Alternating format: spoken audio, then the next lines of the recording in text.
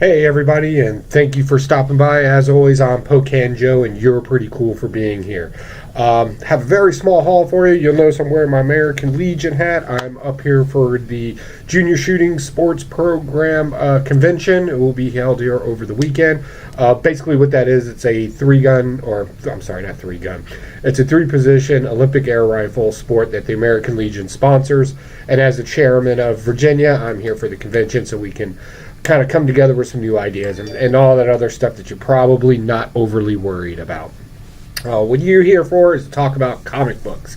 So I have a very small haul. Unfortunately, my comic books from my comic book shop, because I got my order in late, we're not able to make it in. So I owe you all 2 videos next week because I got some awesome stuff in that haul that I think you'll enjoy.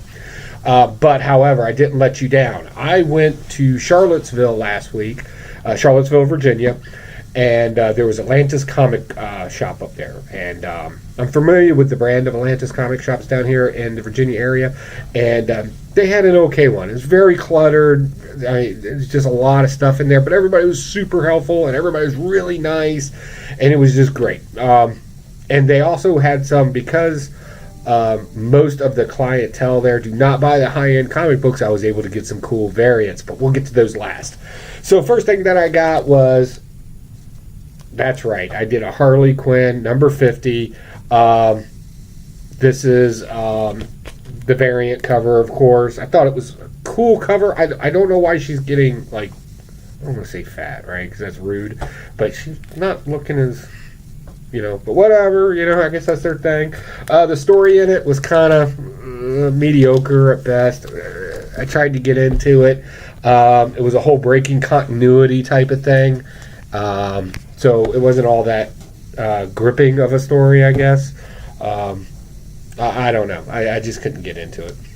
Next, I picked up another variant cover, of course, and this is Venom First Host, number 4. I'm kind of digging this story. I like it a lot. I like how they're building off the character by going backwards a little bit. Talking about who was the first host and all this stuff. Unfortunately, it wasn't Eddie Brock. Next is my big disappointment of the week, and I'm sad to say this. I really am, because I really love the character. That was Captain America Annual number 1. I liked the cover. I thought the cover was really cool. The art in it's okay, but the story was just horrible. There was nothing superhero about it. Honestly, it could have been any World War II soldier at the time doing that. Period. It did not have to be Captain America. It could have been anybody else. It just really wasn't that great. And I thought they were trying to make too much of a focus on a outlier versus actual subject matter. So I don't know. That one kind of let me down a little bit. I don't know. What do you think? If you read it, let me know. Comment down below. Am I off base here? Did I just miss something? But it just didn't seem like a Captain America story. And it's kind of letting me down. All right, big surprise of the week. Burnouts. This story has turned out to be pretty cool. Sorry for the foul language up there. And the reason why there's foul language on this one, and obvious beer drinking and pot smoking and everything else, is this is the variant version for the comic book legal fund. Charity legal fund, something along those lines. I forget. So the proceeds of these particular variants go to legal aid for comic book people that maybe put some art out there and it might get them in trouble a little bit. I know ignorance isn't forgiveness of the law, but then again, some people are just crazy out there who will sue over anything. So I'm kind of down with that. I'll support that. Now, the great thing about this particular book is I actually enjoyed the story. It was actually pretty cool. It's dealing with some teenagers in high school, and there seems like a group of them that are always either drunk or high, or, well, let's just be honest, they're having a good time, right? And then there's this kid, he's like, kind of nerdy, and he doesn't really do this stuff, but he wants to go to this party that he knows that all these people are going to be at. All in all, the only way you can see the aliens in the comic book is if you're messed up, and then we find out that they're actually I don't want to say superheroes, we don't know that yet, but they're heroes. they're just misjudged or misaligned or whatever the case may be. I like it because it's making me laugh a little bit. I don't think the story's plausible in any way. Well, what comic book story is, but I think it's kind of interesting. We'll carry that out until it gets just weird, and I just don't want to read it anymore. Now, drum roll, please. I have some exciting stuff going on here. I got 2 return of Wolverine variant covers. You'll notice this black and white with the color, and then of course just the sketch black and white there. I picked both of these up for I think 25% less than what I should have. So I'm really excited about that. Yes, these are probably going to get right back on eBay after the rush is over. I know one of these is a 1 per comic book store, and the other one's a 1 in 25. And then last but not least, the 1 in 100 Virgin variant.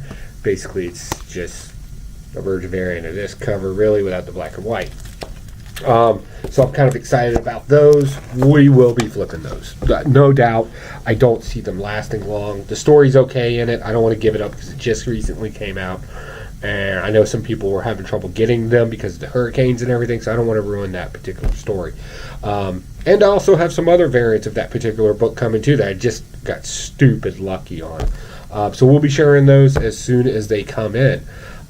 If you watched Spectacular Spider-Grandpa last night, where I went over and we did like an impromptu live show, first off, that was fun. Thank you for having me over. Spectacular Spider-Grandpa and his wife are most hospitable people, and she is a good cook as well, and I like to eat. Yeah, that was a pretty funny show. Hopefully we didn't make anybody mad by being weird or anything, but we did do just a quick run through for a small haul. What else we got? I'm in Indiana this weekend. Next weekend I'll be in Baltimore. Looking forward to that. Quick survey out there. Who's coming to Baltimore if you're watching this? I know there's like 20 of you that actually subscribe to me. And as always, thank you for subscribing. I appreciate it. People are like, you got a channel. And I'm like, no, I got a cult. I only need 20 people. And I always make the argument, what do you want in your pocket, right? 100 pennies or 4 quarters, right? So yeah, if you're going to Baltimore, let us know, and we'll give you the secret location of where we'll be meeting up at for our own little after party thing. You know what? Spectacular Spider-Grandpa, Drew Manchute, they don't even know yet. Super secret. So if you want in on that deal, by all means, comment down below. I'm always happy to send you an email. Please subscribe if you're watching this for the first time. If you're not a subscribing type person, just come on back and watch, not a problem. You guys stay cool. I'm going to try to stay sober for at least another 2 hours before I hit the hospitality room, but everybody be cool. Talk to you soon. Bye.